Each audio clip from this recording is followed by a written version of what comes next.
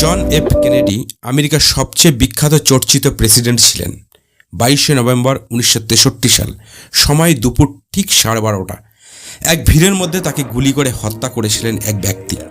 যে ব্যক্তি গুলি করেছিলেন তার নাম লি হার্ভে অসওয়াল্ড।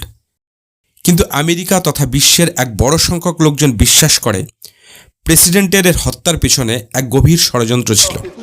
যে সময় প্রেসিডেন্ট কেনেডিকে গুলি করা হয়েছিল সেই সময় যাকে খুনি হিসেবে ধরা হয় সেই লি হার্ভে অসওয়াল্ড কেনেডির গাড়ির থেকে অনেক দূরে ছিলেন।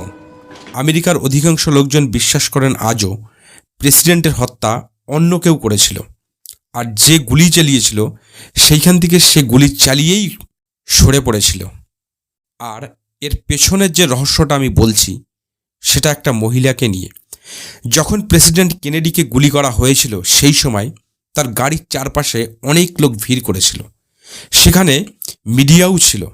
যখন FBI প্রেসিডেন্টের হত্যার ছবিগুলো দেখছিল তখন তারা এক মহিলার খোঁজ পান যিনি টুপি আর স্কার্ফ পরেছিলেন।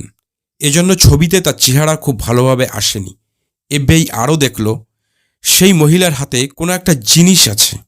ছবিটা দেখে ভালো করে বোঝা যাচ্ছিল না যে ঠিক কী সেটা। হতে পারে ওটা একটা ক্যামেরা। পরে ওই মহিলার খোঁজে অনেক তল্লাশি চালিয়েছিল FBI, কিন্তু কোনো খোঁজ মেলেনি। FBI আপিল করেছিল সেই মহিলার কাছে তিনি যেন সামনে আসেন, কিন্তু সেই মহিলা এখনও পর্যন্ত সামনে আসেনি। মহিলা কে ছিলেন কেউ জানে না।